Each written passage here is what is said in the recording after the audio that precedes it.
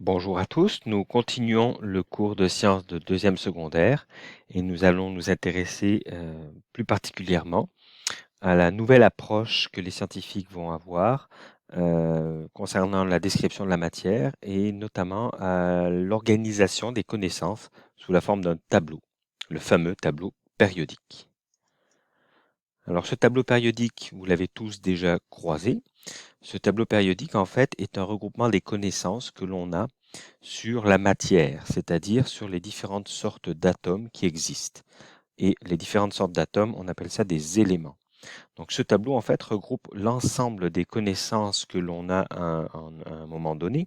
Donc celui-là est très récent et il nous permet rapidement de voir qu'il y a plein de cases et chacune de ces cases est organisée de manière très bien pensée et très logique. Donc, plusieurs scientifiques ont participé à l'élaboration de ce tableau, mais il faut bien savoir qu'il y en a un qui a grandement démarré le travail, même s'il n'est pas le seul à l'avoir démarré, c'est Mendeleïev, Dmitri Mendeleïev, qui avait commencé à donc organiser ces petites cases en colonnes et en lignes. Donc, ce qu'on peut comprendre rapidement, évidemment, on va revenir en détail dans le cours, mais c'est que les différentes sortes d'atomes qui existent ont des noms différents. Les noms sont écrits dans ce tableau précisément en haut, mais les noms ne sont pas toujours écrits en haut, ils peuvent être écrits en bas. Donc l'important, c'est de les repérer et évidemment à comprendre, c'est que les noms dépendent du langage que l'on manipule. Donc si on parle français, pour plusieurs éléments, les noms ont été francisés et en anglais ou en allemand ou ainsi de suite, les éléments peuvent changer de nom. Par contre, ce qui ne change pas, c'est le symbole qui les représente. Autant l'hydrogène, donc son nom en français est ici, autant son symbole c'est H. Alors on n'écrit pas forcément hydrogène comme ça en anglais ou dans d'autres langues, mais le H majuscule, lui, va toujours rester. Un autre exemple, pour l'azote en français, eh bien son symbole c'est N majuscule. Donc azote se dit d'une autre manière dans les autres langues, mais son symbole, lui, est toujours le même. Donc on va voir en détail un petit peu à quoi correspondent chacune de ces cases, mais il faut bien comprendre que ce tableau, comme son nom l'indique, est un regroupement de petites cases d'informations et chaque case est un élément différent, avec son nom et différentes propriétés qui le constituent. On repart du concept de différents éléments que John Dalton avait proposé et on va se rappeler que selon John Dalton, on pouvait représenter ces différents éléments par des cercles colorés. Donc on voit le nom ici de l'élément et on voit le, le cercle noir pour le carbone, le cercle rouge pour l'oxygène, ainsi de suite. Donc déjà, on précise ce mot, les éléments sont les différentes sortes d'atomes qui existent. Donc ici, on a un atome de carbone, ici, on a un atome d'oxygène, un atome d'azote, un atome de chlore, et ainsi de suite. On pourrait faire un cercle coloré différent pour chacun des 118 éléments que l'on connaît actuellement. Alors on comprend bien que ce concept de cercle coloré n'est pas facile à utiliser, pas évident. 118 cercles de différentes couleurs, ce serait quand même un petit peu compliqué à gérer.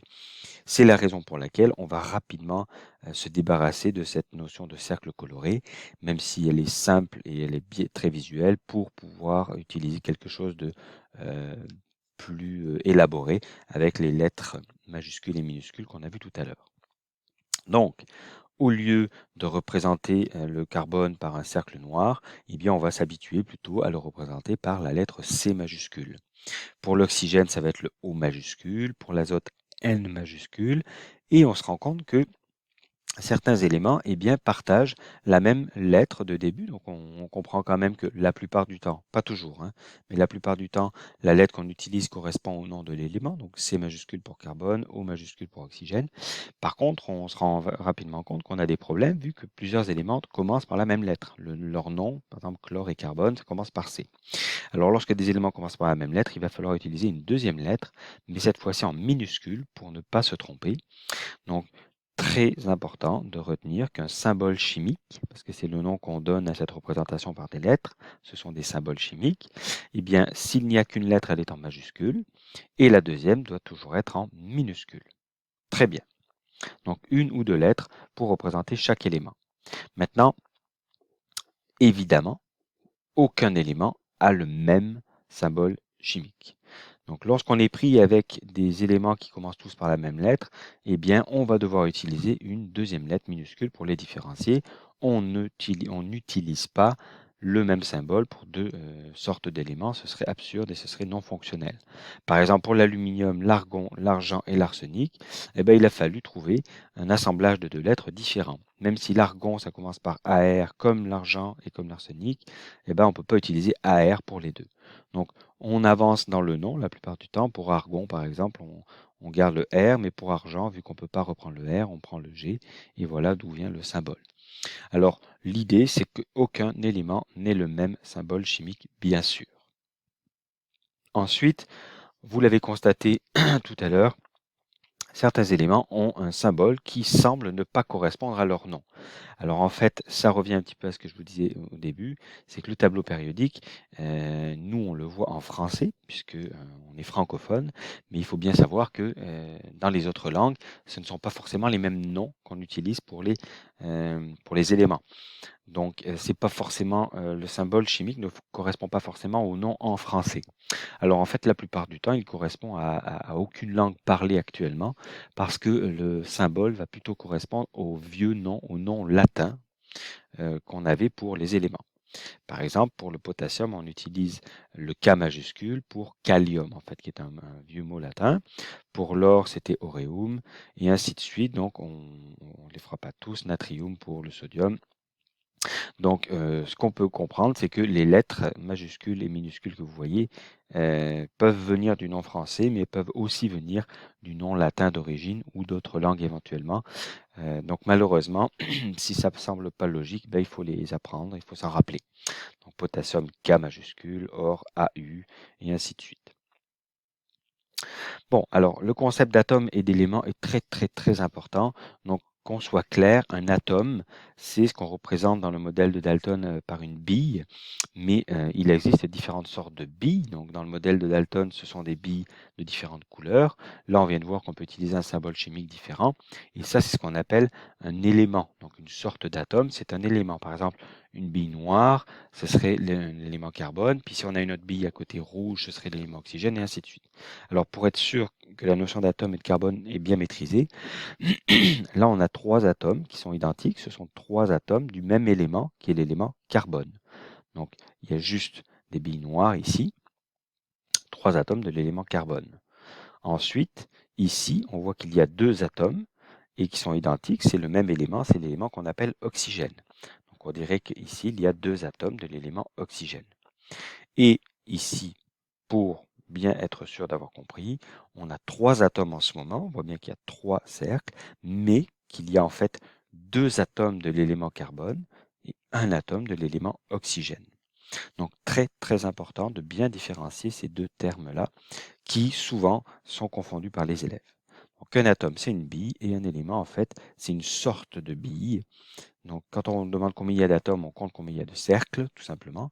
Et quand on demande combien il y a d'éléments, on regarde combien il y a de sortes de cercles. Donc ici il y a deux sortes, il y a des noirs et des rouges, donc on a deux sortes d'éléments, on a l'élément carbone et on a l'élément oxygène. Alors, on repart un petit peu sur le concept de Dalton et on se rappelle que lorsqu'on décrit deux éléments différents, il y a clairement des différences. Vous vous rappelez de la logique assez simpliste de sa description.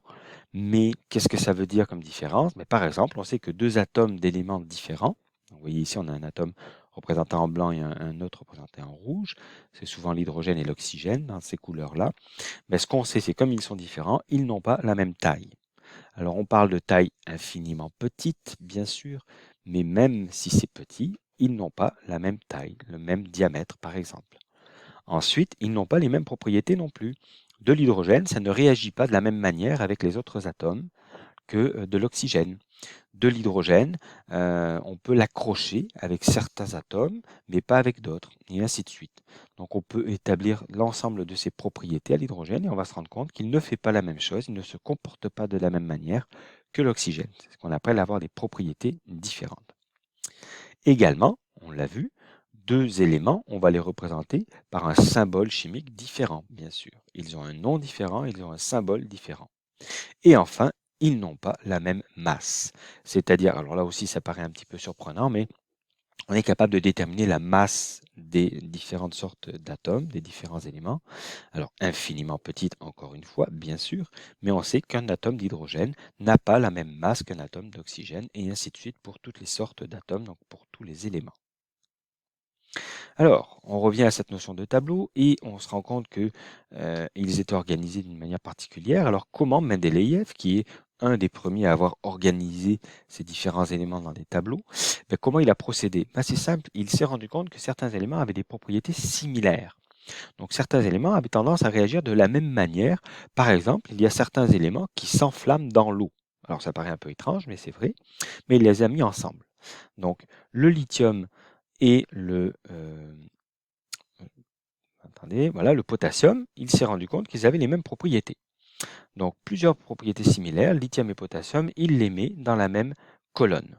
Donc il a une colonne où il y a des propriétés similaires, donc ça s'enflamme dans l'eau, ça réagit avec d'autres éléments particuliers, ainsi de suite. Il les met ensemble.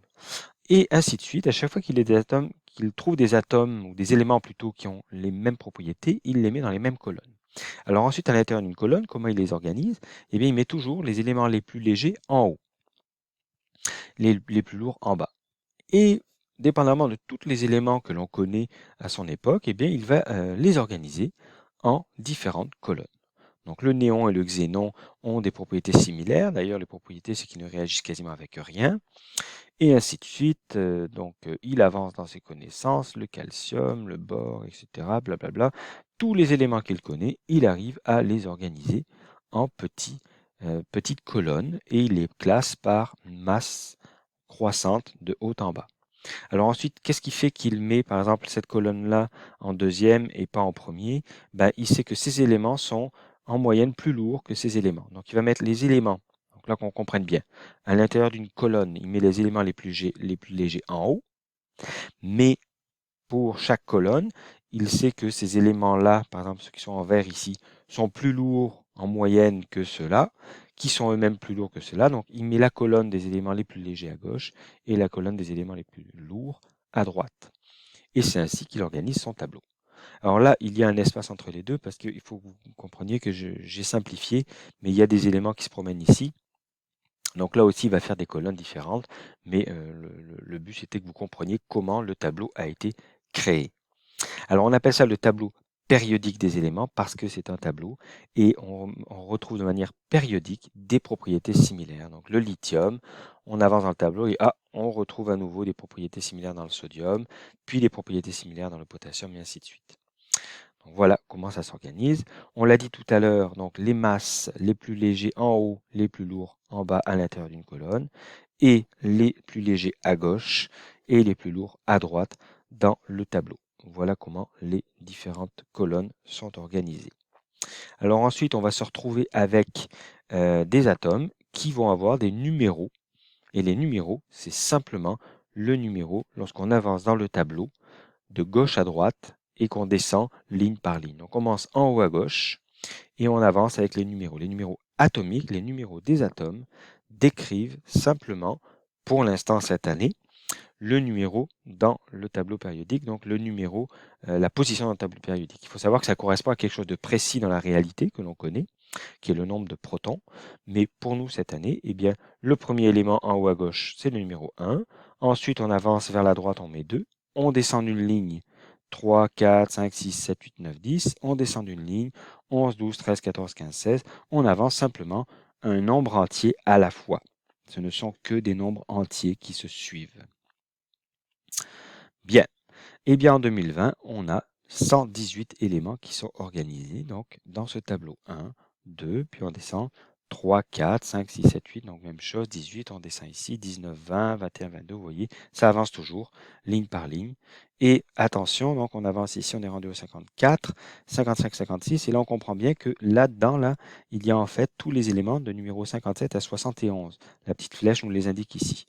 Alors on les met souvent en dessous ici parce que ça ne rentrerait probablement pas dans un tableau lisible, mais il faut bien comprendre qu'ici en fait il y a tous ceux qui sont en rosé que vous voyez là, qui sont les uns à la suite des autres.